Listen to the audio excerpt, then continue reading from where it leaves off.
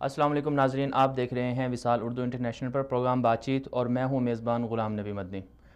ناظرین کرام، آج 16 دسمبر ہے۔ 16 دسمبر پاکستان کی تاریخ میں ایک غم زدہ دن رہا، کیونکہ اس دن دو المناک سانحات ہوئے۔ ایک تو 71 کے اندر سقوط ڈھاکہ ہوا، پاکستان دو لخت ہو گیا، پاکستان کے دو ٹکڑے کر دیے گئے، اور جو دشمن پاکستان کے تھے انہوں نے پاکستان کو آگے نہیں چلنے دیا اور متحد رہ کر پاکستان کو آگے ترقی نہیں کرنے دی۔ تو آج کے دن ایک تو اس حوالے سے یہ المناک دن ہے، اور دوسرا 2014 میں آرمی پبلک سکول میں دہشت گردوں نے حملہ کیا اور معصوم بچوں کو، پڑھنے والے بچوں کو، سکول کے بچوں کو تعلیم سے روک دیا اور دہشت گردی کی بھیڑ چڑھایا۔ تو ان دونوں واقعات کو پوری قوم یاد کرتی ہے، پاکستانی قوم یاد کرتی ہے، اور یاد کر کے ایک نئے عزم کے ساتھ اور نئے جذبے کے ساتھ ایک عہد کرتی ہے آج کے دن کہ ہم نہ دہشت گردوں سے ڈریں گے، ہم دہشت گردی کا مقابلہ بھی کریں گے، اور جو ہمارے معصوم شہید ہوئے ہم ان کے خون کو بھی نہیں بھولیں گے اور اپنے دشمنوں کا مقابلہ جاری رکھیں گے۔ اسی طرح آج ہی کے دن یہ عہد بھی کیا جاتا ہے کہ ہم پاکستان کی حفاظت کریں گے، پاکستان کو محفوظ بنائیں گے، پاکستان کے جو بھی دشمن ہوں گے، چاہے وہ نظریاتی دشمن ہوں، چاہے وہ سرحدی دشمن ہوں، ہر طرح کے دشمنوں کا ہم متحد ہو کر، پوری قوم متحد ہو کر ان کا مقابلہ کرے گی، اور پاکستان کو متحد رکھنے کے لیے ساری قوم بھی متحد ہو جائے گی۔ یہ آج کے دن پوری قوم ہر سال 16 دسمبر کو یہ ایک عہد کرتی ہے، اور ہمیں چاہیے کہ ہم اسی عہد کے ساتھ جیتے رہیں، تاکہ ہماری آنے والی جو نسلیں ہیں وہ کل یہ نہ کہیں کہ ہمارے ملک کو دہشت گردوں نے توڑ دیا، ہمارے حوصلوں کو دہشت گردوں نے پست کر دیا، اور یہ اسی طرح پاکستان کے جو دشمن ہیں وہ کامیاب ہو گئے۔ تو اس حوالے سے آج کا دن یہ اہمیت کا حامل ہے۔ آج جو پروگرام کا ٹاپک ہے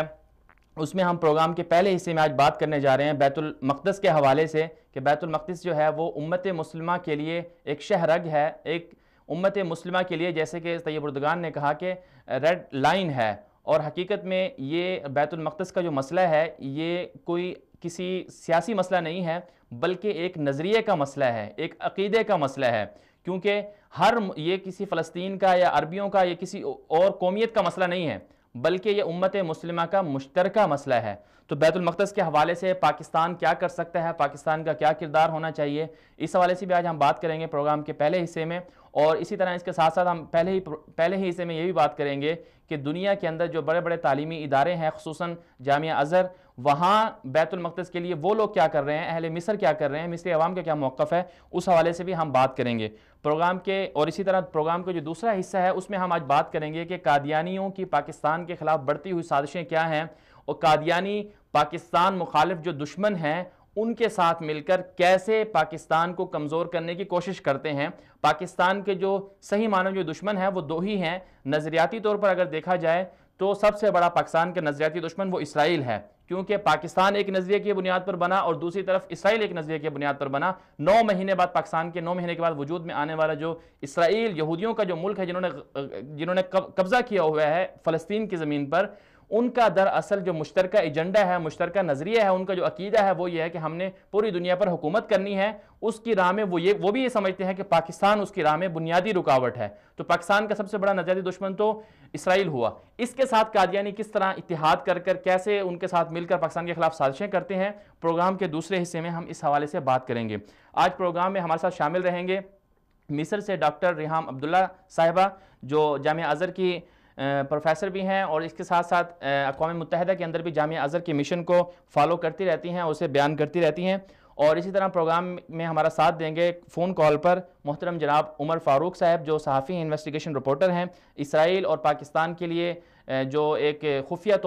طریقوں سے جو ایک پاکستان کے عوام کے اندر ایک سوچ بنائی جا رہی ہے کہ پاکستان اسرائیل کا حامی ہو جائے، اس حوالے سے ان کی گہری نظر ہے۔ اسی طرح ہمارے ساتھ جو آج اسٹوڈیو میں مہمان ہیں، بہت ہی نہایت معزز مہمان ہیں ہمارے ساتھ، مولانا محمد الیاس چنیوٹی صاحب، جو ممبر صوبائی اسمبلی ہیں، اور اسی طرح ختم نبوت انٹرنیشنل موومنٹ پاکستان کے امیر بھی ہیں، اور دیگر کئی رفاہی اور فلاحی کام بھی کرتے رہتے ہیں۔ تو پروگرام کو شروع کرتے ہیں اسٹوڈیو مہمان سے۔ بہت شکریہ مولانا صاحب، آج آپ نے ہمارے لیے وقت نکالا، ہمارے لیے اعزاز ہے کہ آپ ہمارے اسٹوڈیو میں تشریف لائیں۔ بہت اچھا، مہربانی۔ آج ہم بات کر رہے ہیں، جو پروگرام کا پہلا حصہ اس میں ہم بات کر رہے ہیں بیت المقدس کے حوالے سے. تو بیت المقدس کے حوالے سے یہ امت مسلمہ کا مشترکہ نظریہ ہے اور یہ عقیدے کا مسئلہ ہے، یہ کوئی سیاسی مسئلہ نہیں ہے. تو بیت المقدس کے حوالے سے 70 سالوں سے امت مسلمہ نے کیا کیا، اور پاکستان جو امت مسلمہ کی نظریں پاکستان پر لگتی ہیں، ایک کیا کہتے ہیں ایٹمی ملک ہے پاکستان، اس حوالے سے بھی پوری دنیا کے مسلمان پاکستان سے امیدیں لگاتے ہیں. تو آپ کیا سمجھتے ہیں کہ امت مسلمہ نے بیت المقدس کے لیے کیا کیا 70 سالوں میں، اور پاکستان نے کیسے اپنا کردار ادا کیا؟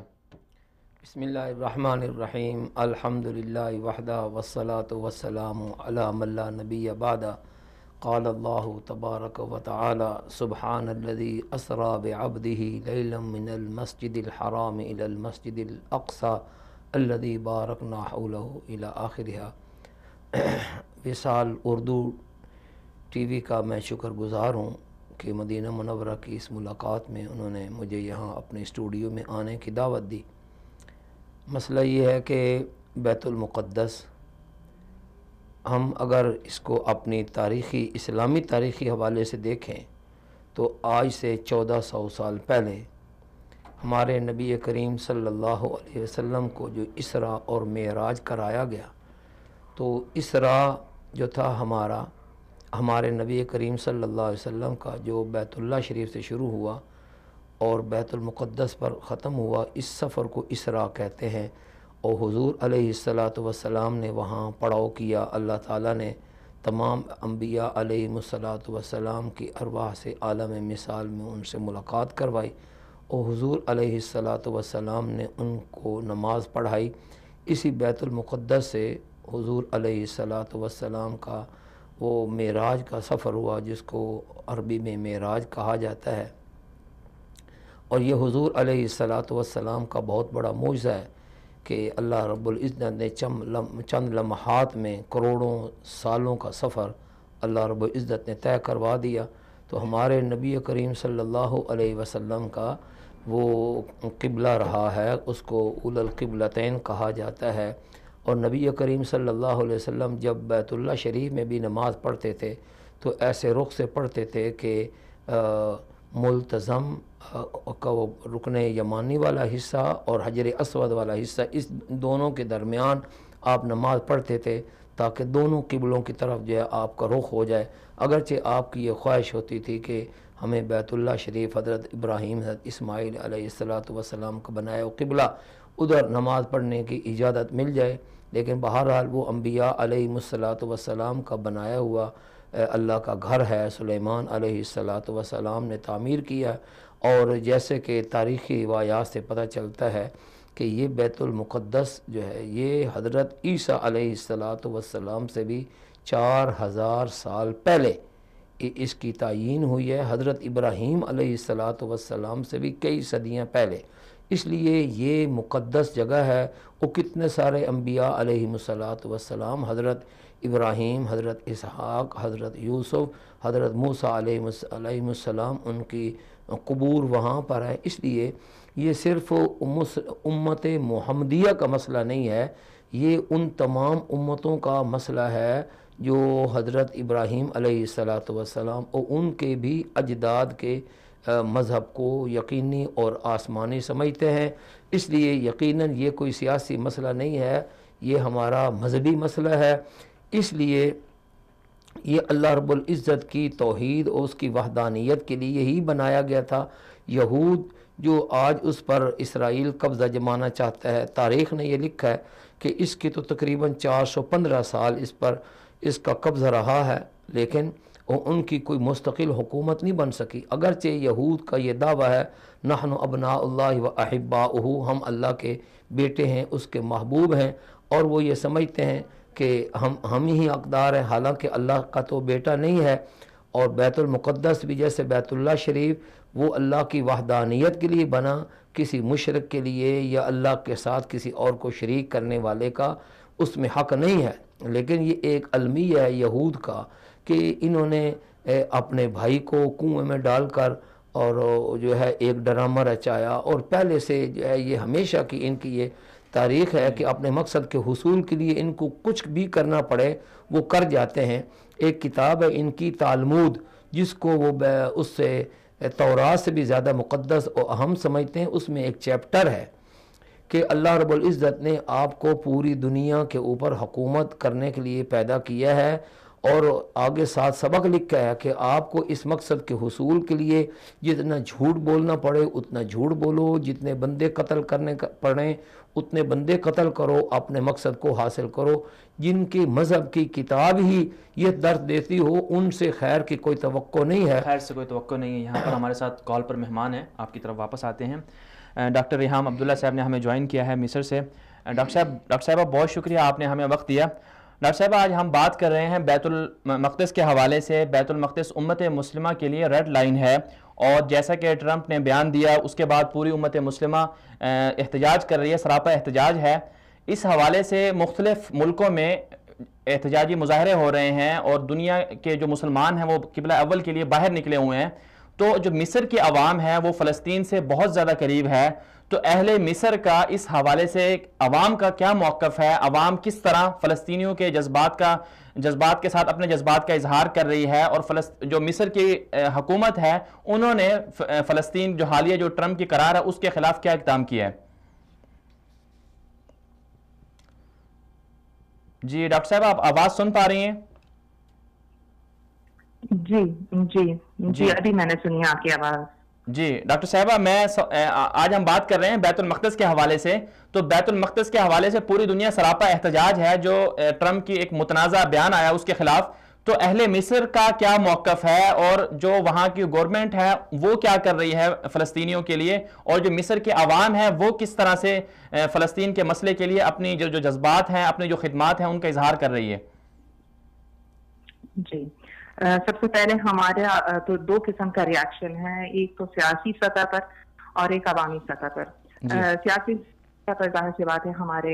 صدر عبدالفتاح السیسی نے بالکل کہا ہے کہ ہم ایسے اقدام کا بالکل رد کرتے ہیں، اور ہم یہ کبھی بھی قبول نہیں کر سکتے، کیونکہ جس طرح آپ نے ابھی کہا ہے کہ فلسطین ہمارا ایک حصہ ہے، یعنی ہم نہ صرف سرحد ہم سے قریب ہے لیکن ہم بھائی ہیں، مطلب عرب ہونے کے ناطے اور مسلمان ہونے کے ناطے بھی. اس کے علاوہ عوامی سطح پر بھی پچھلے ہفتے ایک بہت بڑا احتجاج ہوا تھا، جامع ازہر سے نکلا تھا، مسجد ازہر سے، اور ظاہر سی بات ہے بچے بڑے نوجوان پورے سب ہم اس بات پر زور دے رہے ہیں کہ فلسطین اور بیت المقدس جو ہے وہ فلسطینی ہے اور فلسطین ہی کا حکم رہے گا. اور امریکہ نے جو کہنا ہے یا ڈونلڈ ٹرمپ نے جو کہنا ہے وہ کہے، لیکن ہم سے مطلب ہمارے اوپر فرق نہیں ڈالے گا، نہ صرف عوامی سطح پر بلکہ ازہر شریف اور شیخ الازہر ازہر شریف کے جو شیخ ہیں، پاکستان میں کچھ صحافی ان کو مفتی اعظم کہتے ہیں، لیکن ازہر شریف دراصل ایک بہت بڑا تعلیمی ادارہ ہے اور اس میں تقریباً 2.5 ملین اسٹوڈنٹس زیر تعلیم ہیں، مطلب سیکنڈری پرائمری اسٹیج میں اور یونیورسٹی کے لیول پر بھی. تو یہ جامع ازہر کا مصر میں بہت بڑا مقام ہے. بالکل. اور انہوں نے کیا کیا کہ مائک پینس جو امریکی نائب صدر تھے، 20 دسمبر کو ان کی شیخ الازہر سے ملاقات تھی، لیکن انہوں نے اس ملاقات کو منسوخ کیا اور انہوں نے یہ کہا کہ میں تاریخ کے جعل سازوں اور امتوں کے حقوق کے لٹیروں اور ان سے ملاقات کبھی بھی نہیں کر سکتا جو غیر مستحق لوگوں کو وہ دیتے ہیں جو اصل میں ان کی ملکیت ہی نہیں. اور انہوں نے فلسطینی قوم کو بھی مخاطب کرتے ہوئے کہا تھا کہ آپ کے جوش اور انقلاب کو اتنا مضبوط ہونا چاہیے جتنا آپ کا یقین اور اپنے وطن سے آپ کی یہ محبت مضبوط ہے. نہ صرف ان کی اپنے وطن سے بلکہ ہماری بھی بیت المقدس اور فلسطین سے محبت بہت مضبوط ہے، اور ہم جتنا بھی کر سکیں گے کریں گے. جس کا قلم ہے اس قلم سے لکھے گا، اور جو بھی کچھ کر سکتا ہے وہ اپنی رائے ہماری جو ہے پختہ اور مضبوط ہی رہے گی اس سلسلے میں. جی اچھا ڈاکٹر صاحب یہ بتائیے گا کہ یہ عوام کے جذبات بھی ہیں اور شیخ ازہر کے بھی جذبات ہیں، اور وہ اس کے لیے بالکل انہوں نے اچھا اقدام اٹھایا ہے، لیکن جو فلسطینی عوام ہے اس کے لیے جس طرح ترکی کے حوالے سے امت مسلمہ سنتی ہے کہ ترکی سب سے آگے ہے اور وہاں کی جو فلسطینی عوام ہے ان کی خدمت کے لیے بہت سے رفاہی کام بھی کر رہا ہے ترکی، تو کیا مصر کی طرف سے بھی کچھ ایسے اقدامات کیے جا رہے ہیں فلسطینی عوام کے لیے؟ چونکہ غزہ تو بہت قریب ہے، اس کی سرحد بھی لگتی ہے مصر کے ساتھ، کیا وہاں کے عوام کو راشن یا دیگر جو فلاحی کام ہے، رفاہی کام ہے، ایسا کچھ ہوتا ہے مصری عوام کی جانب سے؟ ڈیفینیٹلی ہمارے یہاں ایک بارڈر ہے رفح جس کا نام ہے، اور یعنی ایک جس طرح بارڈر ہے، آف کورس بارڈر لائن تو ہے، لیکن ہم ہر مہینے تقریباً اس کو ضرور کھولتے ہیں تاکہ فلسطینی عوام جو یہاں آنا چاہتی ہے، ہسپتالوں میں جو علاج حاصل کرنا چاہتے ہیں، ہم یہ سب ان کے لیے فری مفت کا علاج کرواتے ہیں۔ اور جس طرح آپ کہہ رہے ہیں کہ ہم کافی قریب ہے فلسطین ہم سے، تو اس لیے میرے خیال سے ترکی عوام سے زیادہ اور ترکی حکومت سے زیادہ ہم کے لیے خدمات پیش کرتے ہیں۔ اور یہ عنقریب ہی ہوا تھا کہ فتح اور حماس کا جھگڑا تھا ہماری وجہ سے حل ہوا ہے، یعنی کہ یہاں سے مصر سے ایک وقت گیا تھا تقریباً 2 ہفتے پہلے ڈونلڈ ٹرمپ کے اقدام سے پہلے، اور انہوں نے وہاں ایک بہت بڑا مسئلہ حل کیا ہے۔ تو ہو سکتا ہے کہ مطلب ترکی والوں کا ریاکشن جو ہے وہ زیادہ سطح پر نظر آتا ہو، لیکن ہم جو مصر میں کرتے ہیں بہت زیادہ کرتے ہیں، لیکن مطلب افسوس کہ اس پر زیادہ روشنی نہیں ڈالی جاتی۔ لیکن ہمارے یہاں فلسطین بہت ہیں، اور بارڈر جس طرح میں آپ کو کہہ رہی ہوں کہ حج کے زمانے میں کھلا ہوتا ہے، ابھی انہوں نے 4 دنوں کے لیے کھولا ہے۔ مطلب بارڈر کھولنے کا یہ مطلب ہوتا ہے کہ جو کے پیپرز صحیح ہوں وہ یہاں آ سکتے ہیں، اور مطلب ڈفرینٹ چیزوں کے لیے آتے ہیں، تعلیم حاصل کرنے کے لیے اسٹوڈنٹس بھی ہیں ہمارے یہاں، اور اگر کسی نے مطلب علاج وغیرہ کروانا ہو تو وہ بھی اسی بارڈر کے ذریعے آتے ہیں، اور یہ جس طرح میں آپ کو کہہ رہی ہوں کہ آج کل ہو رہا ہے۔ جی ڈاکٹر صاحبہ بہت شکریہ، آپ نے ہمیں وقت دیا۔ یہ تھی ڈاکٹر ریحام عبداللہ صاحبہ، جامعہ ازہر سے تعلق ہے، پروفیسر ہیں وہاں کی، اور اسی طرح UN میں جامعہ ازہر کے حوالے سے ان کی نمائندگی بھی کرتی رہتی ہیں۔ مصری عوام کے حوالے سے بتا رہی تھیں کہ بیت المقدس کے لیے مصر کے عوام اور مصری گورنمنٹ کیا کردار ادا کر رہی ہے۔ ہم اپنی بات کو جاری رکھتے ہیں اپنے اسٹوڈیو مہمان سے۔ مولانا صاحب آپ بتا رہے تھے بیت المقدس کے حوالے سے تاریخ آپ بیان کر رہے تھے کہ امت مسلمہ کا مشترکہ یہ ایک عقیدہ ہے، اس حوالے سے تو یہ بتائیے گا کہ جو پاکستان ہے امت مسلمہ کا مشترکہ عقیدہ تو ہے، ہم پوری دنیا سمجھتی ہے، پورے مسلمان سمجھتے ہیں، لیکن امت مسلمہ کے نے 70 سالوں سے فلسطین کے لیے کچھ کیا نہیں ہے۔ یہی وجہ ہے کہ اگر ہم دیکھیں، اگر نقشے اٹھا کے دیکھیں تو 1948 میں جب وہ بنا تھا تو اس وقت چھوٹا سا ان کو ایک حصہ دیا گیا تھا، پھر سرسر کی جنگ میں جب عرب ہار گئے تو اور زیادہ بڑا ہو گیا، اور اس وقت صورتحال یہ ہے کہ اب تو بالکل کہیں کہیں پر جو ہے نا فلسطین نظر آتا ہے، باقی سارا اسرائیل نے قبضہ کر لیا۔ تو امت مسلمہ نے اپنا کردار کیوں نہیں ادا کیا؟ بسم اللہ الرحمن الرحیم۔ جیسے بات ہو رہی تھی تو مسئلہ تو یہ ہے کہ جیسے یہ فرمان ہے بزرگوں کا، الکفر ملت واحد، کفر ایک ملت بن جاتی ہے۔ اس نے برطانیہ نے اس کو وجود دیا اور اب امریکہ اس کو سپورٹ کر رہا ہے۔ ہمارا المیہ یہ ہے مسلمانوں کا، عرب ہوں یا عجم ہوں، وہ ان کو اتفاق و اتحاد کی دولت سے وہ ہمیشہ محروم رہتے ہیں، اس گھمنڈ میں کہ ہم اکثریت ہیں۔ لیکن آج ضرورت ہے اس بات کی کہ مسلمان سر جوڑ کر بیٹھیں۔ اگرچہ استنبول کانفرنس میں بڑے اچھے فیصلے ہوئے ہیں، لیکن جیسے وہاں پر ہمارے وزیر اعظم شاہد خاقان عباسی صاحب نے کہا ہے کہ صرف بیٹھنے سے، قراردادیں طے کرنے سے معاملہ حل نہیں ہوتا، اس پر کوئی عملی اقدام جو ہے وہ اٹھانے چاہیے۔ ٹرمپ اگر جس کا وہ بیت المقدس والے کچھ نہیں لگتے، وہ عیسائیوں کا امریکہ کا صدر ہے، اگر اس کو وہ تجویز دے رہا ہے کہ تم اسرائیل جو ہے وہ بیت المقدس کو اپنا وہ دارالحکومت، دارالخلافہ بنا لو، تو ایسے مسلمانوں کو بھی متحد ہونا چاہیے، اور وہ ہمارا ایک ہی موقف ہونا چاہیے کہ بیت المقدس جیسے پہلے مسلمانوں کا تھا، فلسطین کا تھا، فلسطینیوں کا تھا، وہ فلسطین کا ہی بیت المقدس جو ہے وہ ان کا ہی دارالخلافہ ہونا چاہیے، اور اس کی حکومت کو، فلسطین کی اسلامی حکومت کو، ریاست کو تسلیم کرنا چاہیے۔ اور جتنے ملک ہیں یا ایسی ایجنسیاں ہیں جو اسرائیل کو سپورٹ کرتی ہیں، وہ امریکہ ہو یا اس کے چاہنے والے ہوں، ان کے جتنی مصنوعات ہیں ان کا بائیکاٹ کرنا چاہیے۔ اور اگر وہ کہتا ہے اسرائیل کے، سب سے پہلے میں اپنا سفارت خانہ اسرائیل کا اپنے وہاں کھولوں گا تو ہم یہ کہتے ہیں کہ مسلمان اس کا بائیکاٹ کریں اور سارے مسلمان کہیں کہ فلسطین ہمارا ملک ہے، اسلامی بھائی ہے، ہم اپنے اپنے وہ سفارت خانے جو ہے وہاں پر قائم کریں گے۔ اور ہم یہ سمجھتے ہیں کہ حقیقت پسندانہ نظر سے اگر دیکھا جائے تو ڈونلڈ ٹرمپ نے جو یہ کہا ہے کہ بیت المقدس کو اسرائیل کا دارخلافہ بنایا جائے، سوائے اس کے یا نیتن یاہو کے دنیا کے اور کسی حکمران نے اس فیصلے کو قبول نہیں کیا، پسند نہیں کیا۔ تو اس کا برملا اظہار ہونا چاہیے۔ عوام تو سڑکوں پر نکل کر مصر کے ہوں، ترکی کے ہوں، پاکستان کے ہوں، وہ اپنا جتنا حصہ جو ہے وہ ڈال سکتے ہیں، ڈال رہے ہیں۔ اصل کردار ہے حکمرانوں کا، تو حکمرانوں کو چاہیے کہ وہ عملی اقدام اٹھائیں۔ اپنے جو فلسطینی بھائی ہیں ان کے لیے، جیسے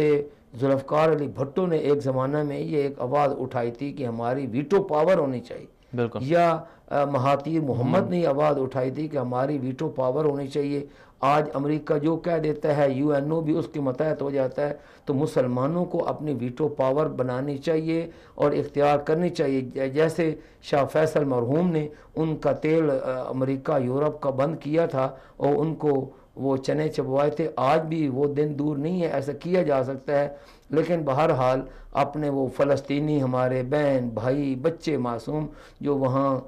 ذبح ہو رہے ہیں، مارے جا رہے ہیں، اجتماعی قبریں بن رہی ہیں، تو یہ دیکھیں کہ اگر آج ہم ان کے لیے نہیں اٹھیں گے تو کل یہی حشر ہمارا ہوگا اور دشمن ہمیں ایک ایک کر کے مار دے گا۔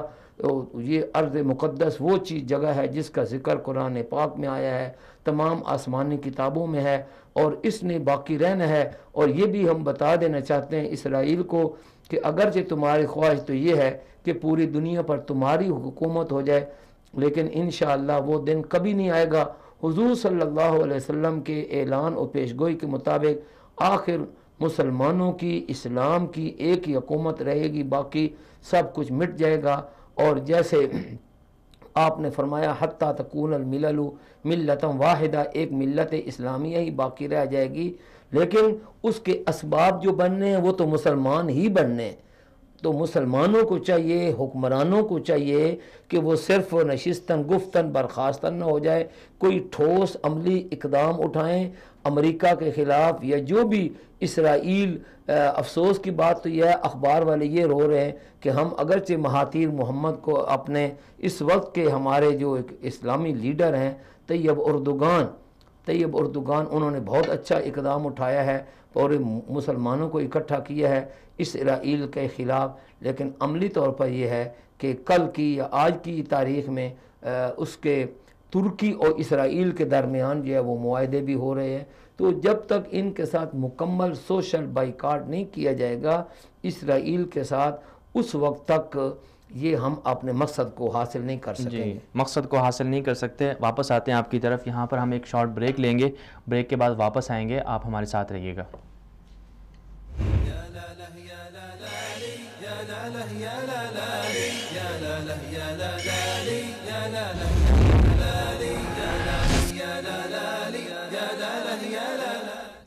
ویلکم بیک ناظرین، آپ دیکھ رہے ہیں وصال اردو پر پروگرام بات چیت۔ آج ہم بات کر رہے ہیں بیت المقدس کے حوالے سے کہ بیت المقدس کے حوالے سے امت مسلمہ اپنا کیا کردار ادا کر سکتی ہے، اور اسی طرح پاکستان جو امت مسلمہ کا مرکز ہے، پوری دنیا کے مسلمان پاکستان کو جو اہمیت دیتے ہیں وہ یقیناً کسی اور ملک کو حاصل نہیں ہے۔ پاکستان کی فوج، پاکستان کی جو ایٹمی توانائی، پاکستان کے جو اسلحہ، اور پاکستان کی جو عوام کے جذبات ہیں، اور پاکستان کے عوام کے اندر جو ایک جذبہ ہے اسلام کے لیے مر مٹنے کا، وہ ان سب چیزوں کو پوری دنیا کے مسلمان داد دیتے ہیں۔ اور دوسری جو بڑی وجہ ہے وہ یہ ہے کہ پاکستان ایک نظریے کی بنیاد پر، وہ نظریہ اسلام ہے، اس کی بنیاد پر بنا ہے۔ دنیا کا کوئی ملک ایسا نہیں ہے، کوئی اسلامی ملک ایسا نہیں ہے جو نظریہ لا الہ الا اللہ کی بنیاد پر بنا ہو۔ اس وقت ہمیں جوائن کیا ہے محترم جناب عمر فاروق صاحب نے، جو انویسٹیگیشن رپورٹر ہیں اور صحافی ہیں، سینئر تجزیہ نگار بھی ہیں۔ عمر فاروق صاحب بہت شکریہ، آپ نے ہمیں وقت دیا۔ عمر فاروق صاحب، کچھ عرصے پہلے خبریں سامنے آئی تھیں، وہ آپ ہی کے توسط سے قوم کو پتہ چلی تھی کہ اس وقت اسرائیل کے ساتھ تعلقات ہموار کرنے کے لیے پاکستان کے اندر ایک فضا بنائی جا رہی ہے۔ اس کے لیے چند نام ہیں جن کا کسی حد تک مذہبی گھرانوں سے یا مذہبی لوگوں سے تعلق بھی ہے۔ تو اس حوالے سے آپ کیا کہیں گے؟ پاکستان نے آج تک اسرائیل کو تسلیم نہیں کیا، اور ظاہر سی بات ہے کہ پاکستان اسرائیل کو دشمن سمجھتی ہے اور اسرائیل جو ہے وہ پاکستان کو اپنا دشمن سمجھتا ہے، کیونکہ دونوں کی جو عوام کا نظریہ ہے وہ ایک دوسرے سے جدا ہے۔ تو اس حوالے سے آپ کیا کہیں گے کہ کیا پاکستان کی جو مستقبل میں اسرائیل کے ساتھ کیا کوئی تعلقات استوار ہوئے، کیا خفیہ تعلقات، سفارتکاری ہوئی، اور آئندہ کیا ہو سکتا ہے ایسا کہ پاکستان اسرائیل کو تسلیم کر لے؟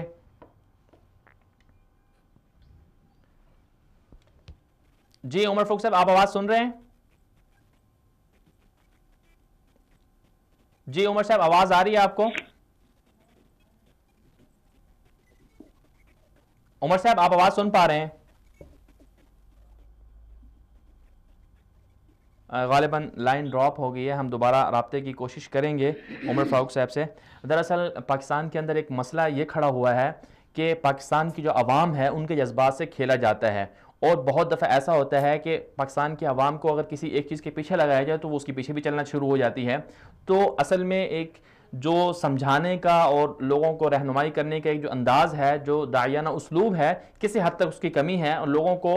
جو صحیح معنوں میں جو صحیح جو فکر اور سوچ ہے وہ دینے کی ضرورت ہے۔ اب اسرائیل پاکستان کے خلاف جاتا ہے اور جاتا رہا ہے۔ اسرائیل وہ واحد ملک ہے جو پاکستان کے جو کشمیر کا مسئلہ ہے، کشمیر کا جو کاز ہے، اسرائیل واحد ملک ہے جو براہ راست انڈیا کو سپورٹ کرتا ہے۔ آپ کو اگر آپ کو یہ سن کر حیرانگی ہوگی کہ کچھ عرصہ پہلے جب مودی اسرائیل کے دورے پر گیا تو اس نے سب سے زیادہ دنیا میں اسرائیل سے اسلحہ خریدنے کا انہوں نے معاہدہ کیا، اور اسی طرح اس کے ساتھ انہوں نے روس سے معاہدہ کیا ہوا ہے۔ تو اور وہ سارا کا سارا انہوں نے کشمیر کے خلاف اسرائیل کو استعمال کیا ہے، اور پاکستان کے پاس کئی دفعہ ایسے شواہد بھی سامنے آئے ہیں کہ جن سے کشمیر کی جو موساد ایجنسی ہے بدنام زمانہ، وہ ایجنسی انڈین جو وہاں کی ایجنسیز ہیں ان کو سپورٹ کرتی ہے اور ان کو ہتھیار مہیا کرتی ہے، اور وہ کشمیر کی جو عوام ہے ان پر ظلم و ستم کے لیے استعمال کیے جاتے ہیں۔ تو پاکستان کے خلاف اسرائیل براہ راست کئی دفعہ آ چکا ہے۔ اس وقت ہمیں جوائن کیا ہے عمر فاروق صاحب نے۔ عمر صاحب بہت شکریہ، آپ نے ہمیں وقت دیا۔ عمر صاحب یہ بتائیے گا کہ اسرائیل کے ساتھ کچھ دن پہلے خبریں سامنے آئیں کہ اسرائیل کے ساتھ جو ہے پاکستان کے تعلقات راہ ہموار کرنے کے لیے عوامی جو منظر نامہ ہے، عوام کی سوچ کو اسرائیل کے حمایت میں کرنے کے لیے کچھ اقدامات کیے جا رہے ہیں، کچھ لوگ ہیں انہوں نے ایسی کچھ تنظیمیں بنائی ہوئی ہیں۔ تو ماضی میں اسرائیل کے ساتھ پاکستان کے کیا تعلقات رہے ہیں یا نہیں رہے، اور مستقبل میں کیا ایسا ہو سکتا ہے کہ پاکستانی عوام مسئلہ فلسطین کو، بیت المقدس کو بھول جائے اور فلسطین اور اسرائیل کے ساتھ جو ہے وہ اپنے جو تعلقات ہیں وہ استوار کر لیے جائیں؟ شکریہ میں وصال ٹی وی کا اور غلام نبی مدنی صاحب آپ کا بھی بہت شکریہ۔ سب سے پہلے تو یہ چیز یاد رکھیں کہ یہ چیزیں اب منظریام پہ آنا شروع ہو گئی ہیں کہ برطانیہ میں کچھ بیٹھے لوگ جو پاکستانی ہیں انہوں نے اسرائیل تسلیم کرو مہم باقاعدہ نہ صرف شروع کی ہے بلکہ سوشل میڈیا کے ذریعے اس مہم کو انہوں نے آگے بھی بڑھایا ہے جی۔ اور اس مہم میں انہوں نے پاکستان میں باقاعدہ ممبرشپ بھی کی اور نامی گرامی لوگوں کو اس میں شامل کیا، اور اب بہت سارے سوشل میڈیا پہ ایسے ایکٹیوسٹ نظر آتے ہیں جو اس کے حق میں مہم چلا رہے ہیں، اور باقاعدہ کالمز اور آرٹیکلز اور فیچرز لکھے جا رہے ہیں کہ اسرائیل کو تسلیم کیا جائے اور اسرائیل کی پاکستان کے ساتھ تعلقات کے حوالے سے چیزوں کو واضح کیا جا رہا ہے۔ اب ایک نام سامنے آیا تھا کچھ عرصہ قبل، نور ڈائری صاحب، جن کا پاکستانی شہر حیدرآباد سے تعلق ہے اور وہ برطانوی پولیس میں ملازم ہے، لیکن انہوں نے پاکستان اسرائیل الائنس کے نام سے باقاعدہ NGO رجسٹر کروائی اور اس کو نہ صرف لانچ کیا بلکہ اس کی ممبرشپ کر کے یہاں سے لوگوں کو اسرائیل لے جانے کی کوشش بھی کی۔ انہی دنوں میں ابھی کچھ دن قبل ہی انہوں نے ایک نیا اپنا پروگرام متعارف کروایا ہے کہ وہ یہاں پاکستان سے اسرائیل کی یونیورسٹیوں میں طلباء کو لے جانا چاہ رہے ہیں، اور اس کے لیے انہوں نے باقاعدہ ایک پرفارما بھی اپنی ویب سائٹ پر شائع کیا ہے۔ جہاں تک اسرائیل کے ساتھ تعلقات کی بات ہے تو ریاست پاکستان نے پہلے دن سے اسرائیل کو تسلیم نہیں کیا، البتہ کچھ سیاسی یا مذہبی چند ایک رہنماؤں کی طرف سے اسرائیل کے رہنماؤں سے یا یہودیوں سے تعلقات کی خبریں اور تصاویر منظرام پر وقتاً فوقتاً آتی رہی ہیں جی۔ اور اس حوالے سے میں آپ کہوں گا کہ پاکستان اسرائیل الائنس جو NGO بنی ہے اس نے بہت سارے اپنے آرٹیکلز میں اور کیا کہتے ہیں فیچرز میں نام لے کر گنوایا ہے کہ साबिक आमर परवेज मुशर्रफ, बेनजीर भुट्टो और बाकी बहुत सारे सियासतदानों के नाम लेकर उन्होंने कहा कि इनकी वक्तन वक्तन फलां फलां इसराइली किसी रहनुमा से मुलाकात हुई है, लेकिन इन लोगों की तरफ से, हमारे सियासी रहनुमाओं की तरफ से कभी भी इन चीजों की तरदीद नहीं हुई। अच्छा उमर साहब ये बताइएगा, आपने जी उमर साहब ये बताइएगा, जैसे आपने कहा कि ऐसी कोई पाकिस्तान इसराइल अलायंस के नाम से कोई एनजीओज बनाई गई और बाकायदा रजिस्टर है, क्या वो पाकिस्तान के अंदर रजिस्टर की गई है? नहीं, वो रजिस्टर की गई है बरतानिया में। मैंने जैसे आपको बताया कि बरतानवी पुलिस में मुलाजिम है नूर डायरी साहब, और उनका ताल्लुक पाकिस्तान के शहर हैदराबाद से है। उन्होंने वहां रजिस्टर कराई, अलबत्ता उसकी मेंबरशिप पाकिस्तान से जरूर की गई है। यहाँ कुछ अरसा कबल परफार्मा तकसीम किया गया और उसके मेंबर बनाए गए थे, और वो मेंबर उन्होंने अभी तक जाहिर नहीं किए हैं, और वो मेंबर मुख्तलिफ सूरतों में उनका ये कहना था, मेरी जब उनसे बात हुई, कि वो एक्टिव हैं और अपना काम कर रहे हैं जी। और इसी हवाले से उन्होंने, आपको याद दिलाता चलूं कि एक वेबसाइट पाकिस्तान इसराइल अलायंस के नाम से लॉन्च भी की थी, और जिसमें उर्दू का वर्जन उन्होंने रखा हुआ और उसमें बाकायदगी से वो तसल्सल के साथ लिख रहे हैं। अच्छा उमर साहब ये बताइएगा कुछ, जी उमर साहब ये बताइएगा, कुछ अरसे पहले ये खबरें भी आई कि इसराइल की फौज के अंदर कुछ पाकिस्तानी निजात खवातीन हैं, तो क्या इसमें कोई हकीकत है या नहीं? हाँ, ये इससे पहले भी एक दफा आ चुकी है कि वहां जो इसराइली फौज में पाकिस्तानी खवातीन है, उनके मुतालिक ये कहा जा रहा है वो जो कादियानी खवातीन हैं या कादियानी मजहब से ताल्लुक रखने वाले अफराद हैं, वो बाकायदा इसराइली फौज में मुलाजिम हैं, और इस हवाले से कई बार आ चुके हैं ये रिपोर्टें। और आपने अभी हालिया मोदी के दौरे जो दौरा हुआ इसराइल का जुलाई में, उसमें आपने देखा होगा कि बाकायदा उन्होंने जो कादियानी जमात का सरबराह था उसकी मुलाकात स्पेशल कराई मोदी से भी। तो ये एक चीज याद रखें कि पाकिस्तान और इसराइल दोनों एक नजरियाती मुल्क हैं। पाकिस्तान इस्लाम के नाम पे बना, वो यहूदियत के नाम बना। मुस्तकबिल में जहां तक बात है तो ये एक नजरिया दूसरे नजरिया को बातिल करार देता है, तो जाहिर सी बात है इस्लाम का नजरिया यहूदियत को बातिल करार दे रहा है, तो ये मुस्तकबिल में भी पाकिस्तान के इसराइल के साथ ताल्लुकात मुस्तहकम, रियासत पाकिस्तान की बात कर रहा हूँ, मुस्तहकम होते नजर नहीं आएंगे। अलबत्ता कोई सियासी रहनुमाओं की अपनी मजबूरियां या उनके अपने कोई मसाइल हो, तो उस वजह से शायद उनके ताल्लुकात हों तो हो सकते हैं। अच्छा उमर साहब ये बताइएगा कि जैसे आपने कहा कि इस तरह की कोई तंजीमें बनाई जा रही हैं और उसके लिए मेंबरशिप भी बनाई जा रही है, तो क्या रियासत ने या हुकूमत पाकिस्तान ने इस पर कोई एक्शन लिया किसी इदारे की तरफ से? हम लोग ख़त्म नबूवत के हवाले से तो बाहर निकल आए कि ख़त्म नबूवत का मसला वो पूरी कौम के जज्बात को दुनिया ने देख लिया, लेकिन ये भी तो एक इंतहाई हसास मसला है कि यहूदी जो है वो इस्लाम के दुश्मन है, मुसलमानों के दुश्मन है, मुसलमानों के किबला अव्वल के दुश्मन है। क्या इसके खिलाफ अवाम की तरफ से कोई रद्द-ए-अमल आया, हुकूमत की तरफ से कोई एक्शन लिया गया? नहीं, मैंने जैसे आपको बताया कि जब भी ऐसी खबरें आई हैं तो इसको किसी सतह से भी मुस्तरद नहीं किया जाता, ना उनकी तरदीद की जाती है। और ये बड़ी अफसोसनाक बात है कि इस तरह की खबरों को हम पढ़कर सरसरी निगाह से आगे गुजर जाते हैं और इनके मुस्तकबिल में जो चीजें आ रही होती हैं उसको हम नहीं देखते। अब आप देख लें कि TTP तहरीक तालिबान जो पाकिस्तान, उसके साबिक तर्जुमान एहसान ने अपने एक इंटरव्यू में ये यहाँ तक कहा कि जब उनकी तंजीम अफगानिस्तान मुंतकिल हुई, NDS और इसराइल के साथ भी उनके ताल्लुकात बढ़े और उन्होंने बाकायदा मावनत की माली, और इस पर भी कोई खास मतलब उस पर रद्द-ए-अमल नहीं है या इदारों की तरफ से, ना अवाम की तरफ से, और ना ही अवाम सड़कों पर निकले हैं। इसकी वजह मेरे ख्याल में ये भी हो सकती है कि रियासत पाकिस्तान का जो एक फैसला है, रियासत अवाम ये समझते हैं कि रियासत पाकिस्तान अपना फैसला किसी सूरत तब्दील नहीं करेगी। अलबत्ता जिसे मैं कह रहा हूं कि सियासी रहनुमाओं की अपनी मजबूरियों की बिना पर ये इस तरह के इकदाम होते रहते हैं। जी उमर साहब बहुत शुक्रिया, आपने हमें वक्त दिया। ये थे मारूफ सहाफ़ी उमर फारूक साहब। जी मौलाना साहब, आपने उमर फारूक साहब की गुफ्तगू सुनी। उन्होंने कुछ अरसे पहले अपने अखबार में कुछ इस तरह की रिपोर्टें दी थी और ये बिल्कुल हकीकत पर मबनी है कि इसराइल ने कुछ ऐसे लोगों को मुतारफ़ करवाया है जो उर्दू दान है, पाकिस्तान से ताल्लुक़ रखते हैं, वो पाकिस्तान के दुश्मनों के लिए हमदर्दियाँ पैदा करने के लिए अवाम की जो फ़िक्री सोच है उसको ख़राब करने के लिए एक प्लानिंग के साथ एक मुहिम चला रहे हैं। तो आप क्या समझते हैं कि माजी में भी ऐसी खबरें सामने आती रही कि मुख्तलिफ सियासतदान इसराइल गए हैं और उनके खुफिया दौरे किए, उनसे राब्ते हुए, उनसे मुलाकातें हुई हैं, तो आपके ख्याल में हुकूमत पाकिस्तान जो हालिया दिनों जो खबरें सामने आई, इस पर एक्शन क्यों नहीं लिया गया और क्यों लेना चाहिए, क्या लेना चाहिए और किस तरह से लेना चाहिए? عمر فاروق صاحب نے بالکل سچ کہا جی کہ اسرائیل میں پاکستانی لوگ بیٹھے ہوئے ہیں، پاکستان کو نام پاکستانی ہے اور پاکستان کو بدنام کرنے کے لیے بیٹھے ہوئے ہیں، اور میرے خیال میں کوئی مسلمان ہو جو شاذ و نادر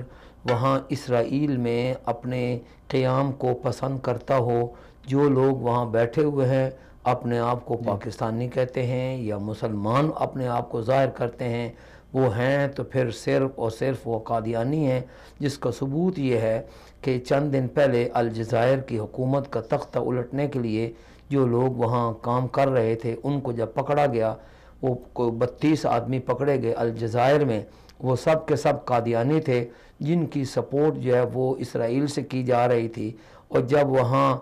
بہت سارے مفکر جو ہے وہ الجزائر کے، تیونس کے، جب وہ انہوں نے دیکھا کہ یہ کون ہے، ان کی بیک پر کون ہے، تو جب ان کے ساتھ باقاعدہ ٹی وی پر مناظرہ ہوا، تو قادیانی جو اس میں الجزائر میں تھے ان کی ترجمانی کرنے کے لیے وہی محمد شریف عودہ تھا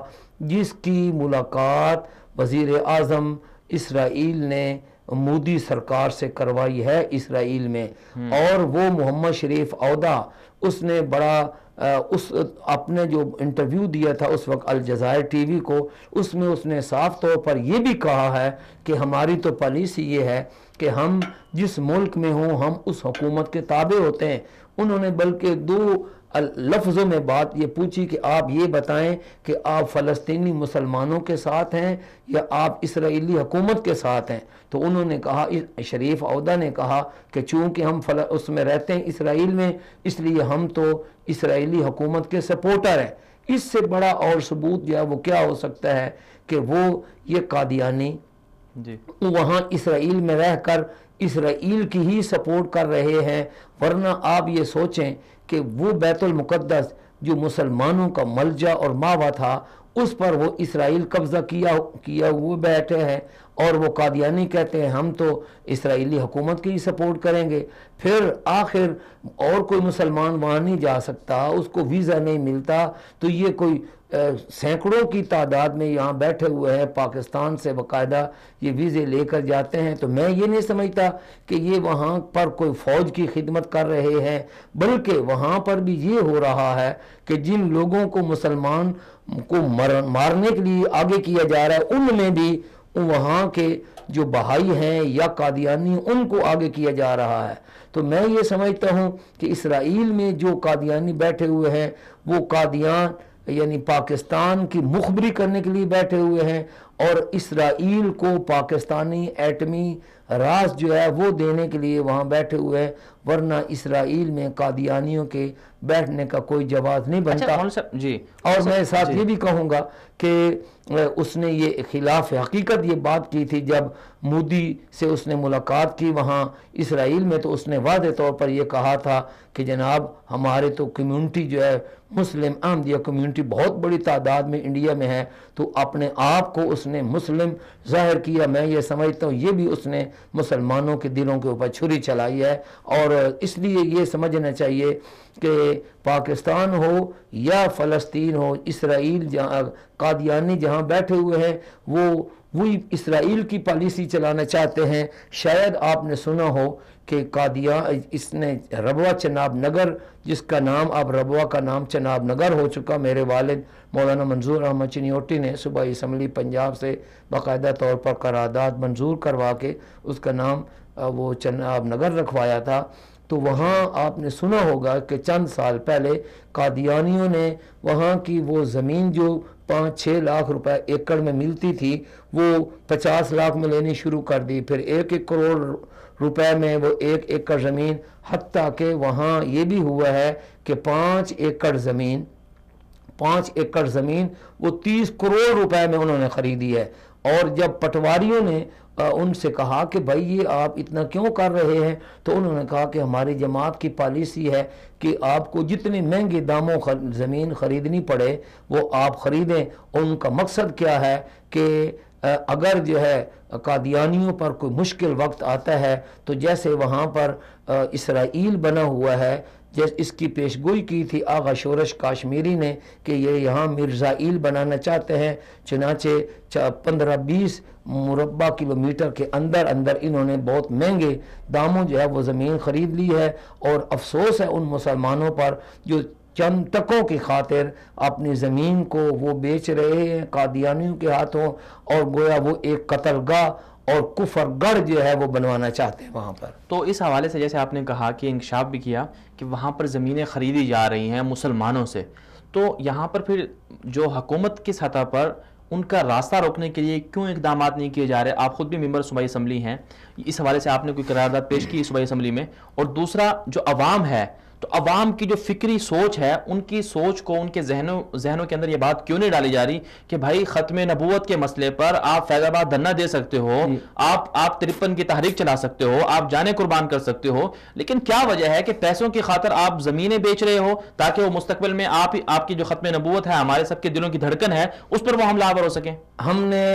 آس پاس کے جو علاقے ہیں وہاں جا کر اپنے مسلمان بھائیوں کو توجہ دلائی اور اس مسئلے کی اہمیت کی طرف ان کو متوجہ کیا، اور الحمدللہ اب وہ سلسلہ کچھ تھما تو ہے، لیکن بہرحال میں یہ سمجھتا ہوں کہ جن مسلمانوں نے وہ سودے بیچے ہیں انہوں نے کوئی اچھا نہیں کیا، اسلام کی خاطر، پاکستان کی خاطر انہوں نے اچھا نہیں کیا، بلکہ پاکستان کے خلاف انہوں نے یہ کام کیا ہے۔ میں آپ کی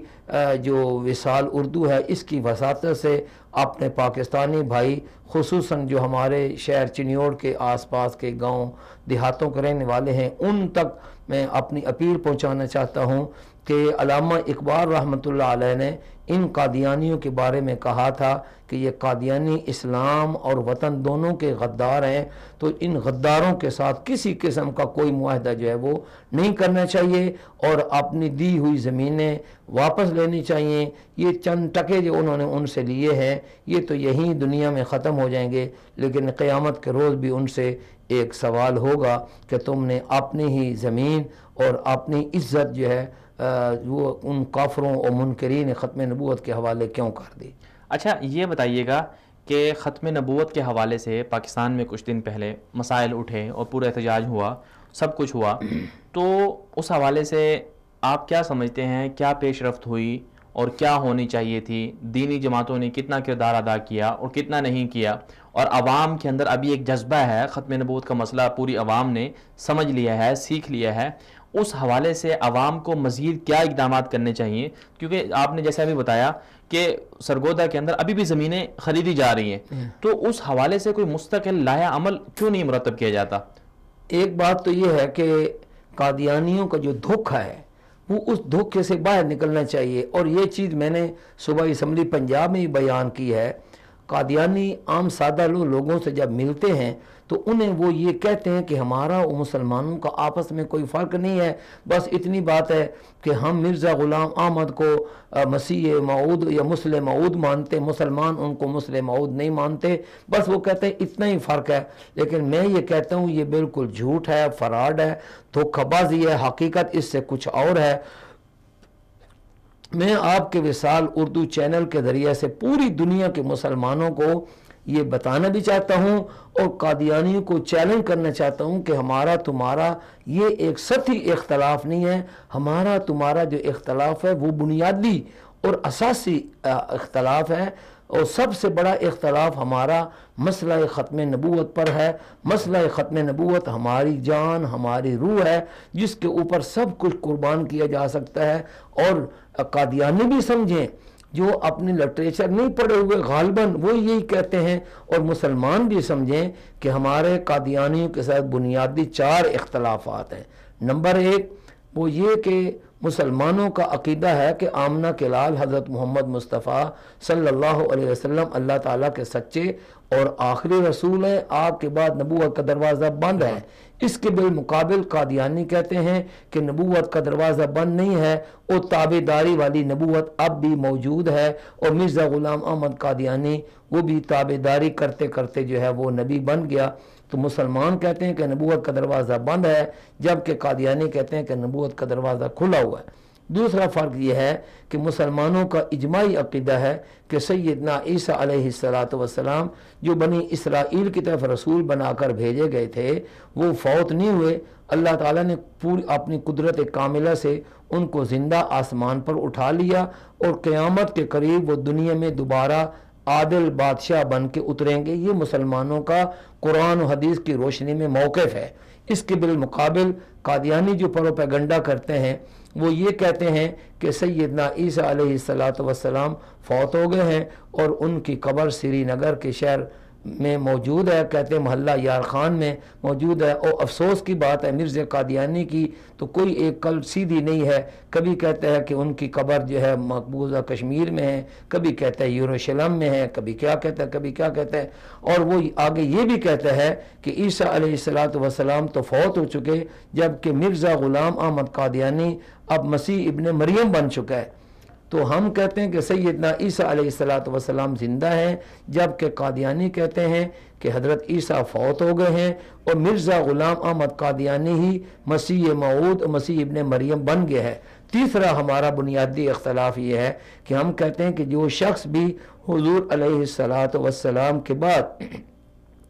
नबूवत का दावा करेगा वो मुसलमान तो खुजा वो सच्चा इंसान ही नहीं है, बल्कि हुजूर सल्लल्लाहु अलैहि वसल्लम के इरशादात की रोशनी में वो दज्जाल और कज़्ज़ाब है। जबकि आज की कादियानी उम्मत उस मिर्ज़ा कादियानी को अल्लाह का सच्चा नबी मानते हैं। ये हमारा बुनियादी और फ़र्क है। और चौथी बात जो है, हर ज़ी अक़ल और गैरतमंद इंसान को जो चैलेंज करने वाली बात है, मिर्ज़ा कादियानी का अक़ीदा उसकी किताबों में लिखा हुआ है। वो कहता है कि जो मेरे दावा की तस्दीक नहीं करता, मेरी किताबों पर ईमान नहीं लाता, वो सब के सब कंजरी की औलाद हैं। एक जगह वो कहता है कि वो सूअर हैं, तीसरी जगह वो कहता है वो जहन्नमी हैं। ज़ाहिर बात है हम मुसलमान हलाली औलाद हैं, हमारी माएँ ठीक थीं, हमारे बाप ठीक थे। तो एक हलाली बंदे को हरामी कहना, एक पाक दामन औरत को यानी ज़ानिया कहना, कंजरी कहना, माज़अल्लाह, ये बहुत बड़ी तोहमत है, झूठ है और अल्लाह ताला ने झूठे के ऊपर लानत भेजी है। इसलिए हम ये समझते हैं कि मिर्ज़ा ग़ुलाम कादियानी जो हम मुसलमानों को, हमारे माँ बाप को जहन्नमी और लानती कहता है और इससे बढ़कर बड़ी बुरी बातें कहता है, वो हमारा वफादार नहीं हो सकता, हमारा खैर ख़्वाह नहीं हो सकता और वो और हम एक नहीं हो सकते। इसलिए मुसलमानों को इस धोखे से बाहर निकलना चाहिए और ये समझना चाहिए कि जब तक कादियानियों के ये मुतज़ाद अकायद मौजूद हैं वो और मुसलमान जो है वो एक नहीं हो सकते। यही बात हम मेहराब व मिंबर से और वो बयान करते हैं और ये ज़रूरत है इस बात की कि जगह जगह एक एक मस्जिद से जो मुसलमानों के सही अकायद हैं उनको भी वाज़ेह करना चाहिए। और कादियानियों ने जिन्होंने पूरी उम्मत से इफ्तराक और अलहदगी की है उनके मौक़िफ़ को भी बिल्कुल वाज़ेह अल्फाज़ में पेश करना चाहिए। आखिर में चूँकि हमारे पास वक्त ख़त्म होने वाला है, आपसे दो सवाल हैं। एक सवाल तो ये कि कादियानियों की तरफ से धोखा दिया जाता है कि हम तो पाकिस्तान के हामी हैं, हम तो पाकिस्तान के मफाद के लिए काम कर रहे हैं, हम पाकिस्तान के दुश्मन नहीं हैं।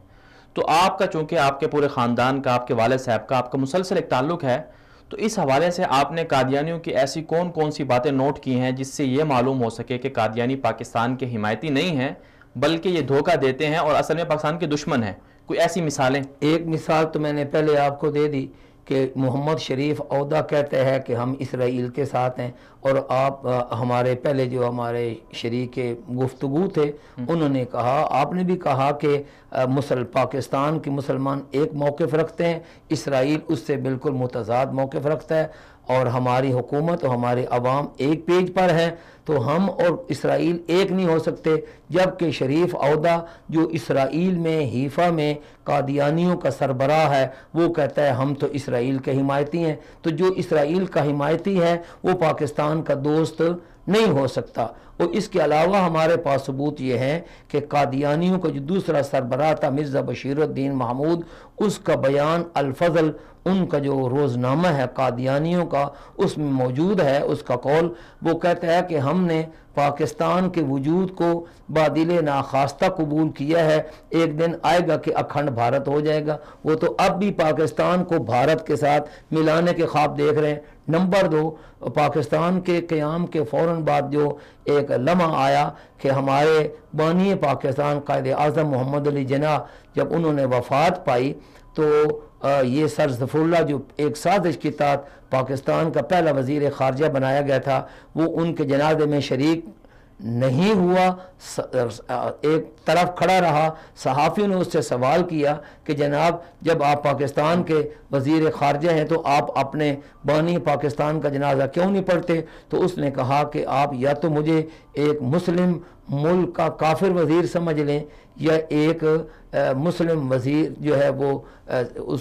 یعنی کافر ملک کا وہ سمجھ لیں۔ تو اس نے نہ تو محمد علی جناح کو مسلمان سمجھا یا نہ پاکستان کو اس نے اسلامی ریاست سمجھا، نظریے کا انکار، ہاں نظریے کا انکار کر دیا۔ اچھا، 2-3 اور پوائنٹ ضروری، وہ یہ ہے کہ 1974 میں جب ان کے کفری عقائد پوری قومی اسمبلی پوری قوم کے سامنے آ گئے تو قومی اسمبلی کے 240 ممبران ہیں متفقہ طور پر ان کے کفر کی قرارداد منظور کی کہ ان کا اسلام سے کوئی تعلق نہیں ہے۔ قادیانیوں نے اس قرارداد کو آج تک تسلیم نہیں کیا۔ اسی طریقے سے اپریل 1984 میں امتناع قادیانیت آرڈیننس نافذ کیا گیا جس کی ایک شک کو بھی قادیانیوں نے تسلیم نہیں کیا، یعنی آئین کا بھی غدار ہے۔ میں کہتا ہوں پاکستان کے حامی، میں یہ کہتا ہوں کہ یہ حامی تو کیا، یہ تو پاکستان کے غدار ہیں۔ تو پاکستان سے غداری کر کے پھر یہ پاکستان سے اور پاکستانیوں سے حمایت حاصل کرنا چاہتے ہیں، یہ دھوکہ دہی بند ہونی چاہیے۔ اچھا، آخر میں یہ بتائیے گا مختصراً کہ جو لوگ ختم نبوت کے لیے کام کر رہے ہیں، جو قادیانیوں کے دھوکہ دہی کے لیے لوگ کام کرتے ہیں، ان کے خلاف قادیانی سازشیں کرتے ہیں، اور افسوسناک بات یہ ہے کہ یہ بھی خبریں سامنے آئی ہیں کہ جو حکومت ہے اور جو سرکاری ادارے ہیں، جو ہمارے دیگر انتظامی ادارے ہیں، انتظامیہ کے ادارے ہیں، ان میں بھی قادیانی آگے تک پہنچے ہوئے ہیں۔ جو لوگ ختم نبوت کے لیے کام کرتے ہیں، چاہے سوشل میڈیا پر ہو چاہے عام جگہ پر ہو، ان کو تنگ کیا جاتا ہے۔ اس حوالے سے آپ لوگوں کو کیا اویئرنیس دینا چاہیں گے کہ یہ لوگ تو آپ کے لیے فرض کفایہ کا کام کر رہے ہیں، یہ لوگ تو آپ کے حامی ہیں، تو جہاد کریں آپ کی طرف سے، تو عوام کیسے ختم نبوت کے لیے کام کرنے والوں کو سپورٹ کرے اور کیسے ختم نبوت کرنے والوں کی مدد کرے، اور حکومت کو کیا چاہیے کہ وہ جو ختم نبوت کے لیے جو کام کر رہے ہیں ان کو حفاظت دے، ان کو سپورٹ کرے؟ دیکھیں، جو ہمارا آئین بنا اس میں یہ بات لکھی گئی تھی کہ ہمارا سپریم لا جو ہے وہ قرآن مجید ہوگا۔ قرآن مجید کی 100 آیات میں وہ ختم نبوت کا ذکر موجود ہے، مختلف عنوانات سے ختم نبوت کو بیان کیا گیا ہے، اور ہمارا جو شریعت ہے،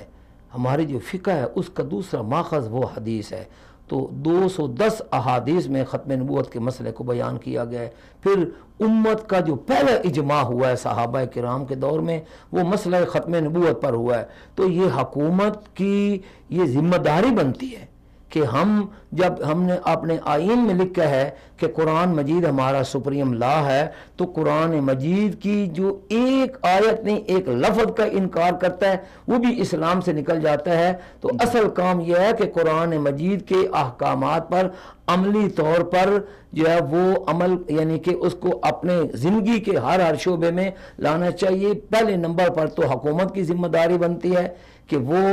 اس کو سمجھے، قرآن کا مطالعہ کرے، اور قرآن کا جو احکامات کا جو تقاضا ہے ہم مسلمانوں سے بحیثیت حکمران، وہ ہم اس کو ادا کریں۔ اگر دیکھیں، اگر اللہ اس کے رسول کے ساتھ بغاوت کریں گے تو جو کچھ اب ہو رہا ہے اس سے بھی بدتر ہونے کا خطرہ ہے۔ جہاں تک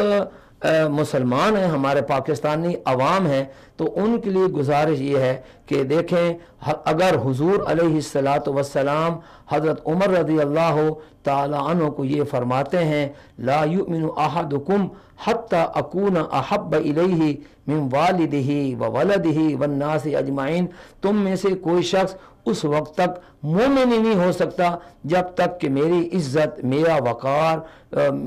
میری ناموس تمہارے لیے تمہارے ماں باپ اولاد سب انسانوں سے بڑھ کر عزیز نہ ہو جائے۔ تو اگر صحابہ کرام کے لیے درس ہے اور سبق ہے تو ہمارے لیے بھی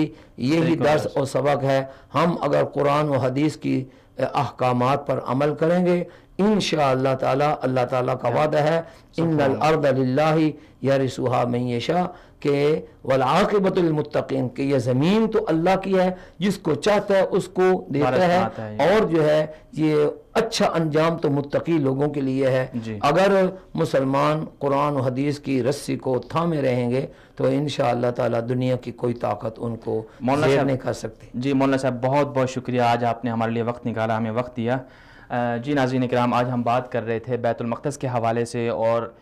قادیانی فتنہ قادیانیت کے حوالے سے ہم بات کر رہے تھے۔ آپ نے سنا، آپ نے ملاحظہ کیا کہ کیسے قادیانی مسلمانوں کے جو ایک بنیادی عقیدہ ہے رسول اکرم صلی اللہ علیہ وسلم کی حرمت کا، آپ صلی اللہ علیہ وسلم کی ختم نبوت کا، اس پر کیسے وہ ڈاکہ زنی کرتے ہیں، اور پھر پاکستان کے خلاف کیسے کیسے دنیا میں کہاں کہاں پر پاکستان کے خلاف کیا کیا سرگرمیاں انجام دے رہے ہیں۔ اس پورے پروگرام کے آخر میں ہم پوری عوام سے، مسلمانوں سے، پاکستان کی پوری قوم سے یہ ہمارا ایک فکر دینا چاہتے ہیں، ایک ہمارا ہدف ہے۔ ہم یہ چاہتے ہیں کہ پوری قوم جو مسلمان ہے، جس کے دل میں رتی برابر بھی اگر رسول اکرم صلی اللہ علیہ وسلم کی ناموس کے لیے کچھ جذبہ ہے، کچھ اس کے لیے قربانی دینے کا فکر ہے، تو اسے چاہیے کہ ختم نبوت کے مسئلے کے لیے اپنا کردار ادا کرے۔ اس کے لیے ہر بندہ جس میں جو طاقت ہے وہ کرے۔ اگر آپ براہ راست ختم نبوت کی تحریکوں میں، ختم نبوت کے لیے کام کرنے والوں